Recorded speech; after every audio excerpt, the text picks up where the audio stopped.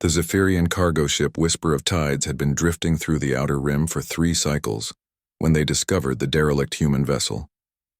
Captain Veltar examined the strange craft through the viewing portal, her crystalline skin shifting from deep purple to curious amber. Primitive propulsion systems, observed her second-in-command, Crix. His tentacles danced over the control interface. Chemical rockets. How quaint. Any life signs? Veltar asked. 17 small creatures in the forward compartments. They appear to be in some form of hibernation. The Zephyrians had encountered dozens of species across the galaxy, but these beings were unlike anything in their databases. Bipedal, covered in various shades of pink and brown flesh with peculiar hair sprouting from their heads. Most intriguing were their forward-facing eyes, a trait typically associated with predators, yet these creatures seemed remarkably docile. Curious specimens, Veltar mused. Bring them aboard. The Galactic Menagerie will pay handsomely for exotic pets. The humans were transferred while still in their hibernation pods. Dr. Zindal, the ship's xenobiologist, was fascinated by their physiology. Look at these muscle formations, she chirped to her assistant. And their bone density remarkable. They must come from a high-gravity world. When the humans finally awakened, the Zephyrians' assumptions seemed confirmed. The creatures appeared confused, even frightened. They made various sounds, clearly some form of primitive communication, but showed no signs of higher intelligence. They accepted food readily and seemed content to remain in their assigned habitat module. Definitely pets, concluded Dr. Zindal. Probably escaped from another collector's ship. Notice how they've been trained to wear those artificial coverings. She gestured at their clothes with academic interest. The Zephyrians treated their new acquisitions well. The habitat was spacious, with comfortable sleeping areas and adequate nutrition dispensers.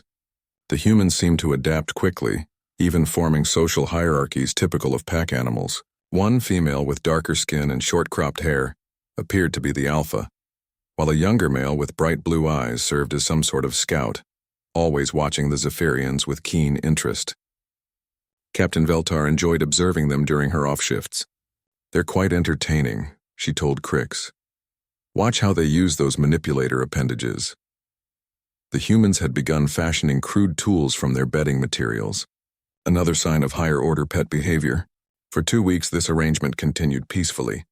The Zephyrians cataloged their pets' behaviors, prepared documentation for the menagerie, and began teaching them simple tricks. The humans complied with most requests, leading their captors to believe they were making excellent progress in domestication. Then everything changed. Dr. Zindal was conducting her evening observations when the alpha female approached the habitat barrier. This wasn't unusual. The creature often came to the viewing panel, probably seeking attention. But instead of the typical gestures or primitive sounds, something extraordinary happened. The human opened her mouth and spoke in perfect, fluent Zephyrian. Greetings, Dr. Zindal. My name is Commander Sarah Chen of the Earth Colonial Ship Endeavor. I believe we need to have a conversation. Dr. Zindal's skin flashed through the entire spectrum, shock, fear, embarrassment, and finally settling on a mortified deep blue. She stumbled backward, her research pad clattering to the floor. That's impossible, she stammered. You're just pets? Commander Chen smiled, and there was something distinctly predatory about the expression. I've been listening to your conversations for 2 weeks. Your language follows fascinating grammatical patterns, though I must say, your assumptions about my species are rather insulting. Within minutes, the entire senior staff had gathered outside the habitat. Captain Veltar stared at the human who had so casually shattered their understanding of the universe. How? Was all she managed to say. How did I learn your language so quickly? Chen asked. Humans are natural polyglots, Captain. We evolved on a world with hundreds of distinct languages. Our brains are specifically adapted for rapid linguistic acquisition. 2 weeks of constant exposure to your speech patterns was more than sufficient. Crix's tentacles writhed nervously. But you showed no signs of intelligence. No technology. No technology? Chen laughed, and the sound sent chills through the Zephyrian crew. My friend Marcus over there has been using components from our bedding to construct a quantum communication array. Dr. Rodriguez has been synthesizing compounds from your food dispensers that could dissolve this habitat barrier in approximately 30 minutes. and Lieutenant Park has been mapping your ship's ventilation system during your sleep cycles. The humans in question looked up from their various activities, and the Zephyrians realized with growing horror that what they had interpreted as pet behaviors were actually the methodical actions of a highly organized intelligence. "We've been studying you as much as you've been studying us," Chen continued. "Your technology is impressive, but it has vulnerabilities. Your social structure is rigidly hierarchical, which limits creative problem-solving, and your assumption that any species without your specific technological markers must be primitive. Well, that's a critical flaw in reasoning." Captain Veltar found her voice. "What do you want? Safe passage to the nearest inhabited system, return of our equipment, and a formal apology to be transmitted to Earth's colonial authority."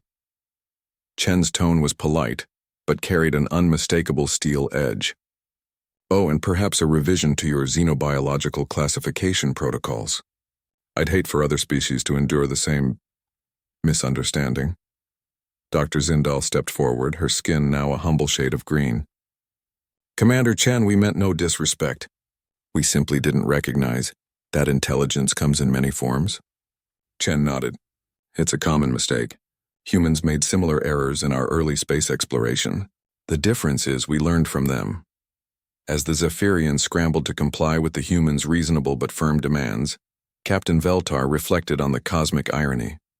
They had captured what they believed were exotic pets, only to discover they had imprisoned members of a species that might very well be more adaptable and resourceful than their own. The last thing she heard before the humans departed was Commander Chen speaking to her crew in their native English. "Well, team, I'd say this mission just got a lot more interesting than we planned." The word sent a shiver through Veltar's crystalline spine. She had the distinct feeling that humanity's introduction to the wider galaxy was going to change everything. And somewhere in the vast emptiness of space, the Whisper of Tides continued its journey, its crew forever changed by the reminder that assumptions about intelligence could be the most dangerous mistake of all.